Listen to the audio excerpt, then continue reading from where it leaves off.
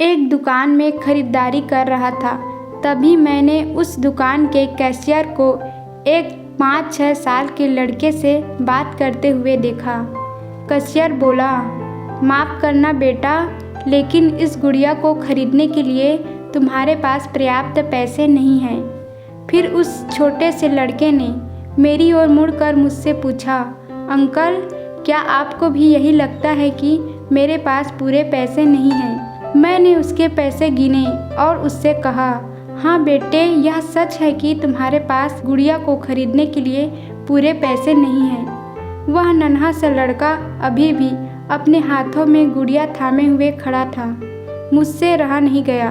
इसके बाद मैंने उसके पास जाकर उससे पूछा कि यह गुड़िया वह किसे देना चाहता है। इस पर उसने उत्तर दिया कि यह वो गुड़िया है जो उसकी बहन को बहुत प्यारी है, उसके जन्मदिन के लिए उपहार में देना चाहता है। यह गुड़िया पहले मुझे मेरी मम्मी को देना है, जो कि बाद में जाकर मेरी बहन को दे देगी। यह कहते कहते उसकी आंखें नम हो आई थी। मेरी बहन भगवान के घर गई है और मेरे पापा कहते हैं कि मेरी मम्मी भी जल्दी ही भगवान से मिलने जाने वाली है। तो मैंने सोचा कि क्यों ना वो इस गुड़िया को अपने साथ ले जाकर मेरी बहन को दे दे। मेरा दिल धक सा रह गया। उसने ये सारी बातें एक सांस में ही कह डाली और फिर मेरी ओर देखकर बोला, मैंने पापा से कह दिया है कि मम्मी से कहना कि वो अभी ना जाए, वो मेरा दुकान से लौटने तक का इंतज़ार करे। फिर उसने मुझे एक बहुत प्यारा सा फ़ोटो दिखाया जिसमें वह खिलखिलाकर हंस रहा था।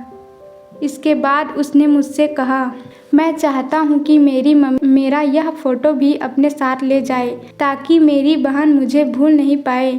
मैं अपनी मम्मी से बहुत प्यार करता हूँ और मुझे नहीं लगता कि वो मुझे ऐसे छोड़ने के लिए राज़ी होगी, पर पापा कहते हैं कि उन्हें मेरी छोटी बहन के साथ रहने के लिए जाना ही पड़ेगा। इसके बाद फिर से उसने उस गुड़िया को गमगीन आँखों से खामोशी से देखा।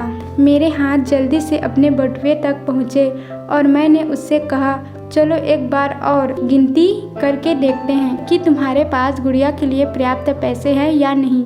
उसने कहा, ठीक है, पर मुझे लगता है मेरे पास पूरे पैसे हैं। इसके बाद मैंने उससे नज़रें बचाकर कुछ पैसे उसमें जोड़ दिए और फिर हमने उन्हें गिनना शुरू किया। ये पैसे उसकी गुड़िया के लिए काफ़ी थे। यही नहीं, कुछ पैसे अतिरिक्त बच भी गए थे। नन्हे से लड़के ने कहा, भगवान का लाख लाख शुक्र है मुझे इतने सारे पैसे देने के लिए।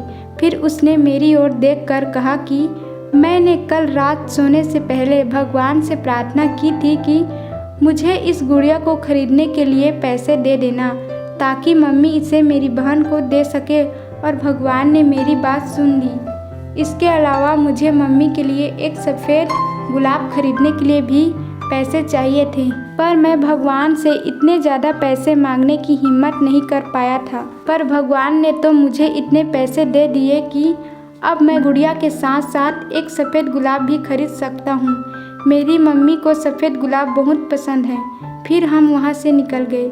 मैं अपने दिमाग से उस छोटे से लड़के को निकाल नहीं पा रहा था। फिर मुझे 2 दिन पहले स्थानीय समाचार पत्र में छपी एक घटना याद आ गई, जिसमें एक शराबी ट्रक ड्राइवर के बारे में लिखा था, जिसने नशे की हालत में मोबाइल फ़ोन पर बात करते हुए कार चालक महिला की कार को टक्कर मार दी थी, जिसमें उसकी 3 साल की बेटी की घटनास्थल पर मृत्यु हो गई थी और वह महिला कोमा में चली गई थी। अब एक महत्वपूर्ण निर्णय उस परिवार को ये लेना था कि उस महिला को जीवन रक्षक मशीन पर बनाए रखना है अथवा नहीं, क्योंकि वह कोमा से बाहर आकर स्वस्थ हो सकने की अवस्था में नहीं थी। क्या वह परिवार इसी छोटे लड़के का ही था? मेरा रोम रोम काँप उठा। मेरी उस नन्हे लड़के के साथ हुई मुलाकात के 2 दिनों बाद मैंने अखबार में पढ़ा कि उस महिला को बचाया नहीं जा सका। मैं अपने आप को रोक नहीं सका और अखबार में दिए पते पर जा पहुंचा, जहां उस महिला को अंतिम दर्शन के लिए रखा गया था। वह महिला श्वेत धवल कपड़ों में थी, अपने हाथ में एक सफ़ेद गुलाब और छोटे से लड़के का वह फोटो लिए हुए, और उसके सीने पर रखी हुई थी वही गुड़िया।